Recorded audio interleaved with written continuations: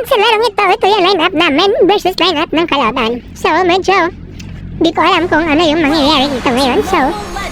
So ayan, kasi simula pa na ng laban at Gera na agad ang gusto nang magkukulo na si Yushi na yan. So, ayan dito, nagpupush-push siya at ako habang nagde-death naman. Habang abala ako sa pagkikil ng minions at hindi ko na malay na si magkukulang girl ay nasa damo lang pala nakaabang.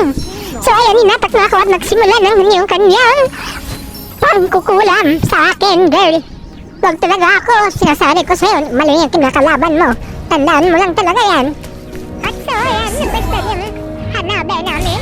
Kasi nga, napakatanga, tumusugod siya kahit alam ng dalawa. So, andito, rinweshback naman kami sa pagtanggol siya.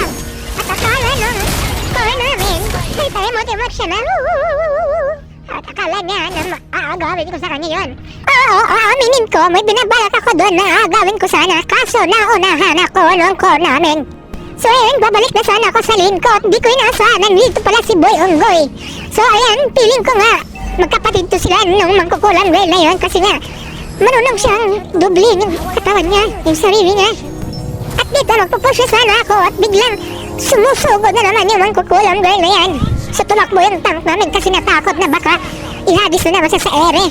So yung Boy Onggoy is may binabalak na kukuha ng turtle at ayan, nagbabak-bakbakan na naman kami dito mga kapuso. So ayan, napatay ko yung zombie nila. At yung si Mangkukulan girl natigok na naman. At syempre nakuha ko yung turtle. So ayan, na double kill na core namin yung Boy Onggoy na yun. At dito tumulan yung tank namin kay Cho. Syempre humahabol-habol siya ang dalawa. At syempre tumulong ako kasi baka matigok yung tank namin. Ay syempre, hindi ako papayag na makuha nila yan. Akin yan.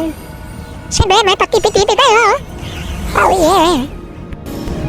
At dito, nagbawakbakan sila. Nakita ko sa mapa. Syempre, tumulong ako.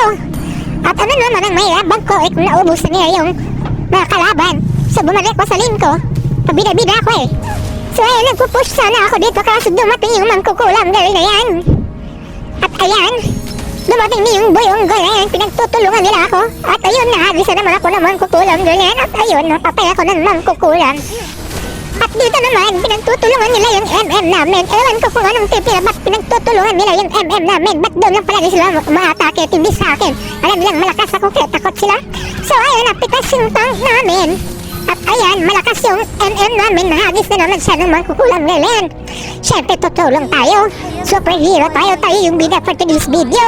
So ayan, yung mangkukulang girl na buras sa mapa. At asan ka papunta, Mia? Mia, na-double kill natin si Mia. At so ayan, nakuha na patay ni Badeng yung zombie. At ayan, si Sio, si paring Sio. Ayan, sinipa ko sa ere. At akala mo papayag ako, hindi ako garanti sa'yo. Siyempre, gaganti ako. Oh, ayan, killing spree tayo mga bay. Nabura sa mapa yung sumisita-sita sa atin. Akala mo lakas-lakas. At ano, ikaw naman yung susunod. Gusto mo talaga sumunod kay Cho? Gusto mo talaga ikaw yung isunod ko na itumba at burahin sa mapa? So ayan, ang pag-isip-isip niya at umalis siya. At ayan, nandito yun naman yung core namin. Sinasamahan niya naman ako nito. So ayan, nagpupush-push kami dito kasi wala yung mga kalaban namin nandun na sa baba. So ayan, natanggal na naman. At ayan naman si Cho, sinipa na naman talaga ako. At akala mo, mapapatay mo ako. Hello, ikaw yung nabura. Bumalik ka sa hukay. So ano ha? Papalag ka? So ayun guys, nagbabakbakan na naman sila sa tao. At syempre makikisaw-saw tayo, papatay natin yung mga kukulam na yan. At akala mo makakapagas sa akin na unstoppable na tayo. At ayun, hinabol na ni Cho yung tank namin at namatay yung tank. So ayan, pinagpas na tayo sa inyo. Tamang ambush tayo. At oh my god, nakita tayo ni Cho. At akala mo, ayan, hindi na naman tumama yung SS natin mga P. So ayan, nagtuturtle kami dito. At ako, tamang ambush lang. At nakita ko si Mia na walang kasama. At ayun, sinampal ko ng payong ko. Kasi nga, init na siya. At ayun, nakuha na namin yung turtle. So ayan, sumugod na yung core namin. Siyempre, nakikisaw-saw tayo eh.